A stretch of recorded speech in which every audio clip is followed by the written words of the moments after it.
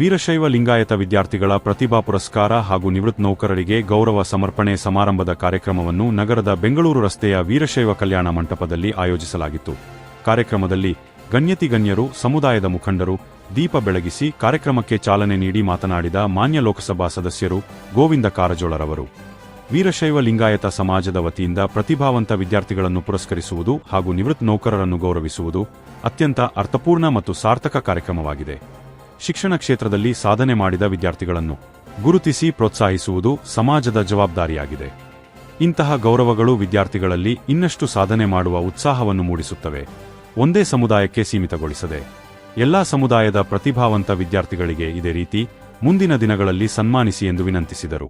ಮಾದರ ಚೆನ್ನಯ್ಯ, ದೋಹರ ಕಕ್ಕೇರಂತಹ ಶರಣರನ್ನು ಗೌರವಿಸಿದ ಬಸವಣ್ಣನವರು ಜಾತಿಗಿಂತ ಮಾನವೀಯತೆ ಮತ್ತು ಕಾಯಕವೇ ಶ್ರೇಷ್ಠ ಎಂಬ ಅಮೂಲ್ಯ ಸಂದೇಶವನ್ನು ಜಗತ್ತಿಗೆ ನೀಡಿದರು.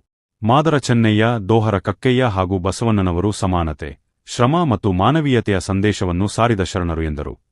ಅನೇಕ ಸಾಧುಸಂತರು, ಶಿವಶರಣರು, ಸೂಫಿಗಳು ಜನಿಸಿದ ಜಿಲ್ಲೆ ನಮ್ಮ ಚಿತ್ರದುರ್ಗವಿದು ತನ್ನದೇ ಆದ ಇತಿಹಾಸವನ್ನು ಈ ದುರ್ಗದ ಮಣ್ಣು ನೀಡಿದೆ ಎಂದರು. ವರದಿ ಅರುಣ್ ಕುಮಾರ್, ಎಸ್. ದೊಡ್ಡ ಉಳ್ಳಾರ್ತಿ, ಜ್ಞಾನಜ್ಯೋತಿ ಕನ್ನಡ ನ್ಯೂಸ್, ಚಿತ್ರದುರ್ಗ. ಈ 25-26ನೇ ಸಾಲಿನ ಪ್ರತಿಭಾ ಪುರಸ್ಕಾರ ಮತ್ತು ನಿವೃತ್ತ ನೌಕರರಿಗೆ ಗೌರವ ಸಮರ್ಪಣೆ ಕಾರ್ಯಕ್ರಮದ ಉದ್ಘಾಟನೆಯನ್ನು ಮಾಡಿದ್ದೀನಿ ಅಂತ ಹೇಳಲಿಕ್ಕೆ ಬಯಸ್ತೀನಿ. ಕಳೆದ 30 ವರ್ಷಗಳಿಂದ ಮಕ್ಕಳಿಗೆ ಪ್ರೋತ್ಸಾಹಿಸ್ತಕ್ಕಂಥ ಏನು ಕಾರ್ಯಕ್ರಮವನ್ನು ಸಮಾಜ ವತಿಯಿಂದ ಮಾಡಿದರೆ ಬಹಳ ಶ್ರೇಷ್ಠವಾದಂಥ ಕೆಲಸವನ್ನು ಸಮಾಜ ಮಾಡ್ತಾ ಇದೆ. ನಾವು ಮಕ್ಕಳಿಗೆ ಪ್ರೋತ್ಸಾಹಿಸಬೇಕಾದ್ರೆ ಅವರಲ್ಲಿರ್ತಕ್ಕಂಥ ಪ್ರತಿಭೆಯನ್ನು ಗುರುತಿಸಿ ಅವರು ಪಡೆದಿರ್ತಕ್ಕ ಅಂಕಗಳನ್ನು ನೋಡಿ ಅವ್ರಿಗೆ ಬೆನ್ನು ತಟ್ಟಿ ಪ್ರೋತ್ಸಾಹಿಸ್ತಕ್ಕಂಥ ಕೆಲಸವನ್ನು ತಾವೆಲ್ಲರೂ ಕೂಡಿ, ಇಡೀ ಸಮಾಜ ಕೂಡಿ ಮಾಡ್ತಾ ಇದ್ದೀರಿ. ಅದೇ ರೀತಿ ಇನ್ನುಳಿದಂಥ ಬಡವರ ಮಕ್ಕಳನ್ನೂ ಕೂಡ ಇದರ ಜೊತೆಯಲ್ಲಿ ಮುಂದಿನ ವರ್ಷದಿಂದ ಕರೆದು ಮಾಡಿದರೆ ಇನ್ನೂ ಹೆಚ್ಚು ಅರ್ಥಪೂರ್ಣವಾಗ್ತದೆ. ಬಡವರ ಮಕ್ಕಳು ಯಾರು ಹೆಚ್ಚು ಅಂಕಗಳನ್ನು ಪಡೆದಿರ್ತಾರೆ ಅಂಥವ್ರೆಲ್ಲರನ್ನೂ ಕರೀರಿ. ಕೇವಲ ಸಮುದಾಯಕ್ಕೆ ಸೀಮಿತ ಮಾಡಬೇಡ್ರಿ. ಯಾಕಂದ್ರೆ ಬಸವ ತತ್ವದಲ್ಲಿರ್ತಕ್ಕಂಥ ಲಿಂಗಾಯತ ಸಮಾಜ ಭಾಳ ವಿಸ್ತಾರವಾಗಿರ್ಬೇಕಾಗ್ತದೆ. ಅದಕ್ಕೆ ಎಲ್ಲರನ್ನೂ ಕರಿಬೇಕು ಅಂತ ನಿಮಗೆ ವಿಶೇಷವಾಗಿ ವಿನಂತಿಯನ್ನು ಮಾಡ್ತೇನೆ. ಬಸವಣ್ಣವ್ರು ಹೇಳ್ತಾರೆ, ಒಂದು ಕಡೆ ಡೋಹರನೆಂಬನೆ ಕಕ್ಕಯ್ಯನ, ಮಾದಾರನೆಂಬನೆ ಚೆನ್ನಯ್ಯನ, ಆನುಹಾರವ ಎಂದೊಡೆ ನಗುವ ನಮ್ಮ ಕೂಡಲ ಸಂಗಮ ದೇವ. ಎಷ್ಟು ಅರ್ಥಪೂರ್ಣವಾಗಿ ಹೇಳಿದಾರೆ ನೋಡ್ರಿ, ಎಷ್ಟು ವಿಶಾಲ ಮಾಡಿದಾರೆ ಲಿಂಗಾಯತ ಧರ್ಮವನ್ನು. ಸಿರಿಯಾಳನ್ನ ಶೆಟ್ಟಿ ಅಂದ್ರೆ ನಮ್ಮ ಕಡೆ ಉತ್ತರ ಕರ್ನಾಟಕದಲ್ಲಿ ಬಣಜಿಗರಿಗೆ ಶೆಟ್ಟಿ ಅಂತಾರೆ, ಬಣಜಿಗರ ಲಿಂಗಾಯತರಿಗೆ. ಸಿರಿಯಾಳನ್ನ ಬಣಜಿಗರ ಲಿಂಗಾಯತರ ಶೆಟ್ರು ಅಂದ್ರೆ ಕೂಡಲ ಸಂಗಮ ದೇವ ನಗ್ತಾನ ಅಂತ ಹೇಳ್ತಾರೆ.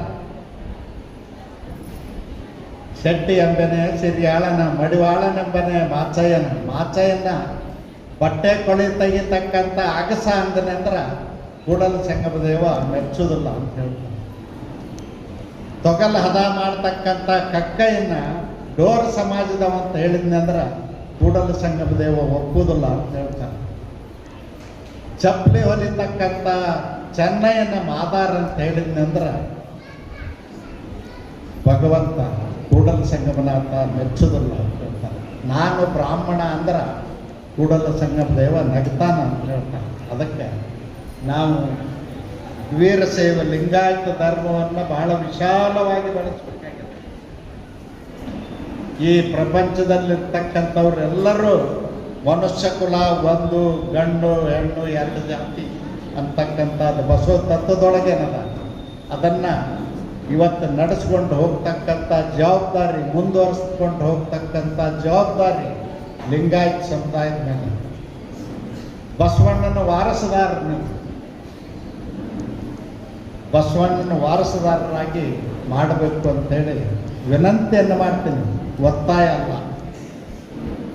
ಬಂಧುಗಳೇ, ಇವತ್ತು ಅನೇಕ ಮಕ್ಕಳಿಗೆ ಕರೆದು ಇನ್ನೂ ಹೆಚ್ಚು ಅವರು ಓದಬೇಕು, ವಿದ್ಯಾವಂತರಾಗಬೇಕು, ಅವ್ರ ಕೀರ್ತಿ ಗೌರವ ಹುಟ್ಟಿ ಬೆಳೆದ ಮನೆಗೆ ಅಷ್ಟೇ ಅಲ್ಲ, ಈ ನಾಡಿಗೆ ಬರಬೇಕು, ಸಲ್ಲಬೇಕು ಅನ್ನೋ ದೃಷ್ಟಿಯಿಂದ ಅವ್ರ ಬೆನ್ನು ತಟ್ಟಿ ಏನು ತಾವು ಅವರಿಗೆ ಸನ್ಮಾನ ಮಾಡ್ತಾ ಇದ್ದೀರಿ, ಪ್ರೋತ್ಸಾಹಿಸ್ತಾ ಇದ್ದೀರಿ, ಅತ್ಯುತ್ತಮವಾದಂಥ ಕೆಲಸವನ್ನು ಮಾಡ್ತಾ ಇದ್ದೀರಿ. ಅದಕ್ಕೆ ನಾನು ಎಷ್ಟು ಸಾರಿ ನಿಮಗೆ ಕೃತಜ್ಞತೆ ಸಲ್ಲಿಸಿದರೂ ಕೂಡ ಕಡಿಮೆ ಅಂತಕ್ಕಂಥ ಮಾತನ್ನು ಇವತ್ತು ಹೇಳಲಿಕ್ಕೆ ಬಯಸ್ತೇನೆ. ಇವತ್ತು ಸಮಾಜ ಭಾಳ ದೊಡ್ಡ ಪ್ರಮಾಣದಲ್ಲಿ ಸಂಘಟಿತರಾಗಿ ಬಸವಣ್ಣನವರು ಹಾಕಿಕೊಂಡಂಥ ಕಾರ್ಯಕ್ರಮಗಳನ್ನ ಮುಂದುವರಿಸಲಿಕ್ಕೆ ಇನ್ನೂ ಹೆಚ್ಚು ಶ್ರಮ ಹಾಕ್ತಕ್ಕಂಥ ಅವಶ್ಯಕತೆ ಇದೆ. ಲಿಂಗಾಯತರಲ್ಲಿ ಉಪಜಾತಿಗಳಾಗಿ ಒಡೆದು ಹೋಗಿದೆ. ಒಂದು ಕಾಲಘಟ್ಟದಲ್ಲಿ ನಮ್ಮ ಪೂರ್ವಜರು ಎಲ್ಲರನ್ನೂ ಒಳಗೊಂಡಂತೆ ಲಿಂಗಾಯತ ಧರ್ಮ ಆಗಬೇಕು ಅಂತೇಳಿ ನೂರಾರು ವರ್ಷಗಳ ಹಿಂದೆ ಈ ಸಂಘಟನೆಯನ್ನು ಪ್ರಾರಂಭ ಮಾಡಿರ್ತಕ್ಕಂಥವ್ರು ಸೋಲಾಪುರದ ಶ್ರೀಮಂತ ಮನೆತನದ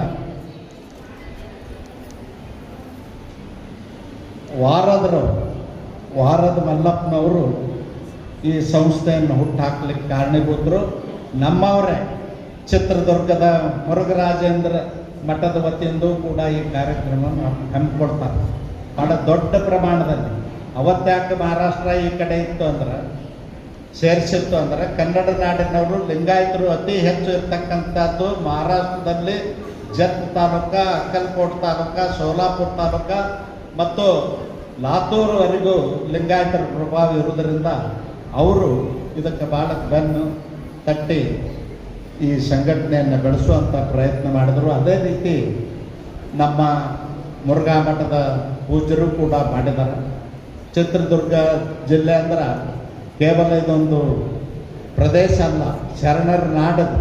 ಶರಣರು, ಸಂತರು, ಸೂಫಿ ಸಂತರಿಗೆ ಜನ್ಮ ಕೊಟ್ಟಂಥ ಪುಣ್ಯ ಭೂಮಿ ಇದು. ಇಲ್ಲಿ ಸಾಕಷ್ಟು ಧರ್ಮದ ಸಲುವಾಗಿ, ಜನಾಂಗದ ಸಲುವಾಗಿ, ಬಸವ ತತ್ವದ ಆಚರಣೆ ಸಲುವಾಗಿ ಸಾಕಷ್ಟು ಪ್ರಯತ್ನಗಳು ನಡೆದವು. ಆ ಕಾಲಘಟ್ಟದಲ್ಲಿ ಇವತ್ತಿನ ಮುರುಘರಾಜೇಂದ್ರ ಶರಣರು ಮುರುಘಾ ಮಠದಿಂದ ನೂರಾರು ವರ್ಷಗಳ ಹಿಂದೆ ಬಡವರ ಮಕ್ಕಳಿಗೆ ವಿದ್ಯಾಸಂಸ್ಥೆಗಳನ್ನು ಪ್ರಾರಂಭ ಮಾಡಿದರು. ಜಾತಿ, ಮತ, ಭೇದ, ಪಂಥ ಯಾವುದೂ ಭೇದ ಭಾವ ಇಲ್ಲದೇ ಎಲ್ಲ ಮಕ್ಕಳಿಗೂ ಒಂದೇ ಹಾಸ್ಟೆಲ್ನಲ್ಲಿಟ್ಟು ಓದಿಸ್ತಕ್ಕಂಥ ಕೆಲಸ ಮಾಡಿದರು. ಅದೇ ರೀತಿಯಾಗಿ ಸೋಲಾಪುರದ ವಾರದ ಮಲ್ಲಪ್ಪನವರು ಕೂಡ ಮಾಡಿದರು. ಈ ಎರಡು ಊರುಗಳು ಈ ಬಸವ ತತ್ವಕ್ಕಾಗಿ ಮತ್ತು ಕಾಯಕ ದಾಸೋಹದ ತತ್ವಗಳನ್ನು ನಿತ್ಯ ಜೀವನದಲ್ಲಿ ಅನುಸರಿಸ್ಕೊಂಡು ಹೋಗಲಿಕ್ಕೆ ಭಾಳ ಪ್ರೋತ್ಸಾಹ ನೀಡಿದಂಥ ಎರಡು ಸ್ಥಳಗಳಿವೆ. ಇದನ್ನು ನಾವು ನೆನಪು ಮಾಡಿಕೊಳ್ಬೇಕಾಗ್ತದೆ. ನಾನು ಈ ಸಂದರ್ಭದಲ್ಲಿ ನಮಗೆ ಹೆಚ್ಚಿಗೇನು ಹೇಳಿ